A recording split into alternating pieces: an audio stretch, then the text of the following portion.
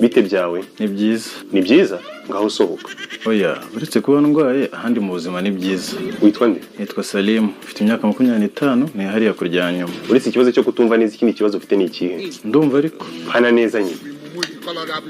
Urwaye iki? Ngwaye umugongo. Uri umukarani? Oya, ndi umumotari. Kuki moto yawe nta kantu ifite wigamaho? Kabiri kanga abonye moto igafite se. Ifani? Ngero sintwara rifani. Niho bwatakariye nye? Ubuki? Ubuki. Biruka gusambana ryari? Ubuki? Uraje umva ukuntu mwashize isoni, ugiye kuvuga ko utajya ubikora. Ibiki? Gusambana. Ntabyo nkora nyine. Urasambanya? Mugabo mba uri kwamvura koko. Niba ndimo ndi kukuvura, sindi kuvugira inka. Mbazi igihe mirukira gusambana se? Cyane. Shamvura muga. Banzo nsubize. Ntabwo imiti y'umugongo watewe n'imiruho, kandi nakagoye imiti y'umugongo watewe no gutera akabariro kenshi cyane.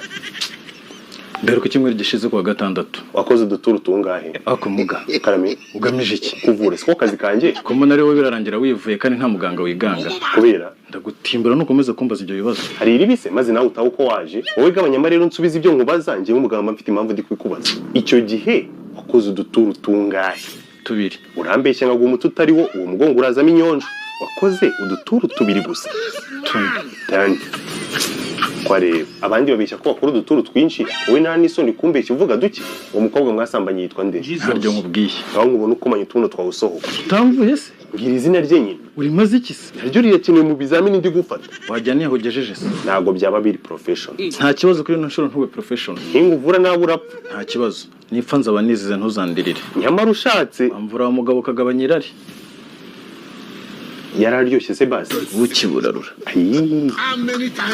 Basi kawe kakadiro dukorana. Akahe? Reka nguvurire ubuntu mbwira izina ry'umena kanambake. Uri seriye? Cyane. Ngaho banza umvure ndavuga nyuma. Buriya sugiye ngo guhera kahise nagucishaga hirya no hino kandi umuti ukeneye kumwuga kirarumwe.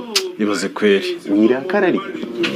Akira utu tunini. Ugenda uzajya utunga kimwe mu gitondo saa 6 nijoro. Turahenda wari kubutwishyuye 4,200.